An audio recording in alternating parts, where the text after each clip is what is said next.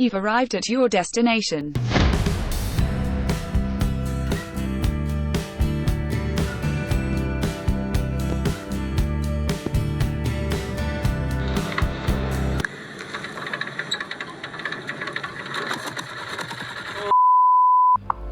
Hi, ಎಲ್ಲರಿಗೂ ನಮಸ್ಕಾರ.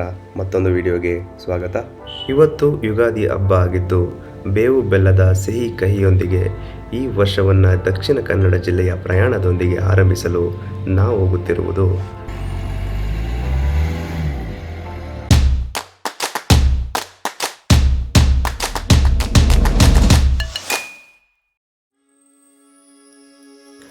ಆದಿ ಸಾಗಿದಷ್ಟು ಕಥೆಗಳು ಹುಟ್ಟುತ್ತವೆ ಅಂತಾರೆ.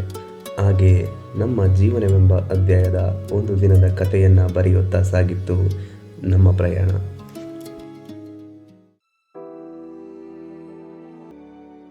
ಆರಂಗಿ ನದಿ, ಪರ್ವತಗಳ ನಡುವೆ ಮೌನವಾಗಿ ಹರಿಯುವ ಪ್ರಕೃತಿಯ ಸಂಗೀತ.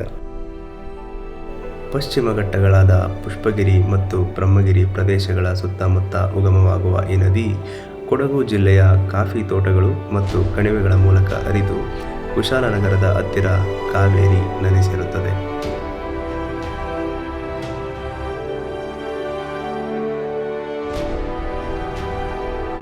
ಕುಶಾಲನಗರದ ಉಡುಗೂರಿನಲ್ಲಿ ಕಟ್ಟಿರುವ ಆರಂಗಿ ಜಲಾಶಯ ಸುತ್ತಮುತ್ತಲಿನ ಸರಿಸುಮಾರು 54,000 ಹೆಕ್ಟೇರ್ ಕೃಷಿ ಪ್ರದೇಶಕ್ಕೆ ನೀರಾವರಿ ಒದಗಿಸುತ್ತದೆ.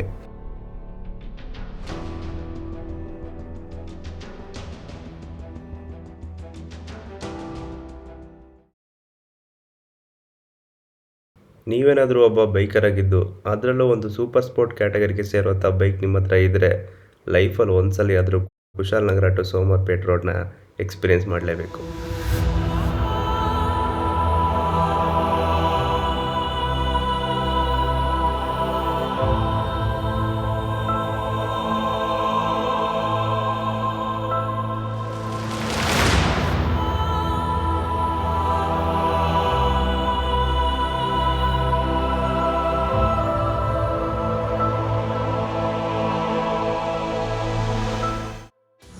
ಹಾಯ್ ಮಾಡು, ಹಾಯ್ ಮಾಡು.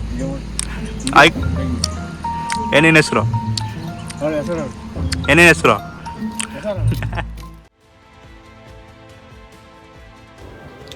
ಸೋಮವಾರಪೇಟೆಯಿಂದ ಮುಂದೆ ಸಾಗಿದಂತೆ ನಾವು ತಲುಪಿದ್ದು ಪಶ್ಚಿಮ ಘಟ್ಟಗಳ ಹೃದಯದಲ್ಲಿ ಮರೆಮಾಚಿಕೊಂಡಿರುವ ಒಂದು ಅದ್ಭುತ ದಾರಿ, ಬಿಸಿಲೆ ಘಾಟ್.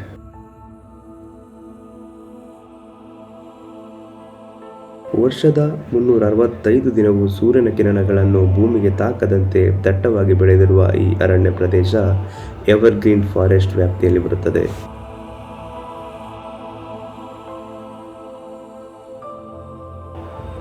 ಅತ್ಯಧಿಕ ಜೈವ ವೈವಿಧ್ಯತೆ ಹೊಂದಿರುವ ಈ ಅರಣ್ಯದಲ್ಲಿ ಸಿಂಹಪುಂಚ, ಕಪಿಗಳಂತಹ ಅಳಿವಿನಂಚಿನಲ್ಲಿರುವ ಪ್ರಾಣಿಗಳನ್ನು ನೋಡಬಹುದು.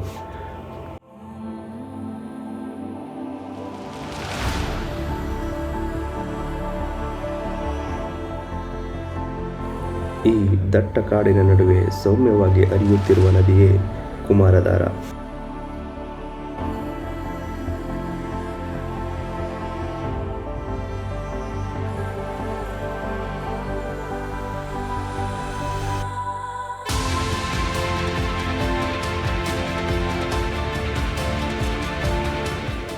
ಪುಷ್ಪಗಿರಿ ಹಿಲ್ಸ್ನ ಸುತ್ತಮುತ್ತ ಉಗಮವಾಗುವ ಈ ನದಿ ಕೊಡಗು ಮತ್ತು ದಕ್ಷಿಣ ಕನ್ನಡ ಭಾಗಗಳಲ್ಲಿ ಹರಿಯುತ್ತಾ ಕೊನೆಗೆ ದಕ್ಷಿಣ ಕನ್ನಡ ಜಿಲ್ಲೆಯ ಪುತ್ತೂರು ತಾಲೂಕಿನ ಉಪ್ಪಿನಂಗಡಿ ಟೌನ್ನಲ್ಲಿ ನೇತ್ರಾವತಿ ನದಿಯೊಂದಿಗೆ ಸಂಗಮವಾಗುತ್ತದೆ. ನಾವಿವಾಗ ಬಿಸ್ಲೆಘಾಟ್ ವ್ಯೂ ಪಾಯಿಂಟ್ ಹತ್ರ ಇದ್ವಿ. ಇದರ ವಿಶೇಷತೆ ಏನು ಅಂತಂದರೆ 3 ಜಿಲ್ಲೆಗಳ ಪರ್ವತ ಶ್ರೇಣಿಗಳನ್ನು ನೀವು ಒಂದೇ ಪಾಯಿಂಟಿಂದ ವೀಕ್ಷಣೆ ಮಾಡ್ಬೋದು.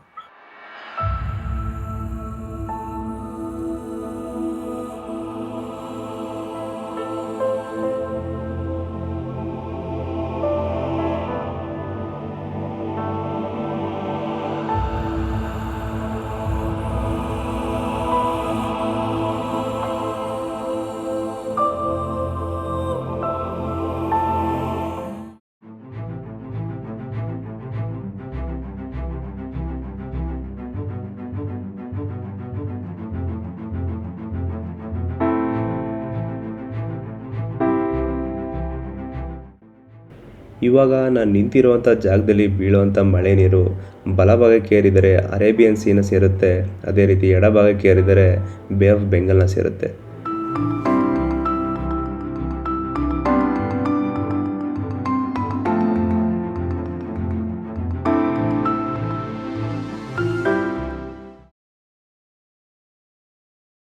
ಇಷ್ಟೆಲ್ಲ ಜಾಗಗಳು ಮತ್ತು ಅವುಗಳ ವಿಚಾರಗಳನ್ನು ತಿಳಿದ ಮೇಲೆ ನಾವು ತಲುಪಿದ್ದು ನಾಗದೇವರ ಆರಾಧನೆಯ ಪ್ರಸಿದ್ಧವಾದ ದಿವ್ಯ ಸ್ಥಳ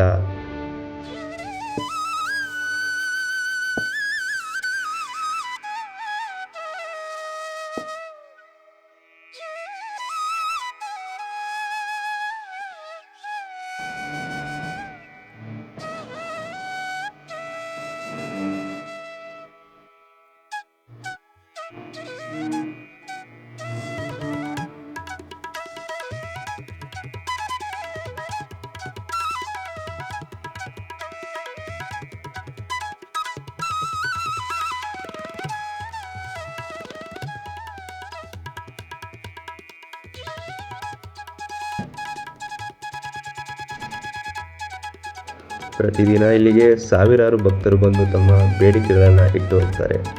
ಈ ಸನ್ನಿಧಿಯಲ್ಲಿ ನಾಗದೋಷ ನಿವಾರಣೆ ಮಾಡಿಸಿದರೆ ಬೇಡಿದ ಕಷ್ಟಗಳು ನಿವಾರಣೆಯಾಗುತ್ತವೆ ಎನ್ನುವುದು ನಂಬಿಕೆ.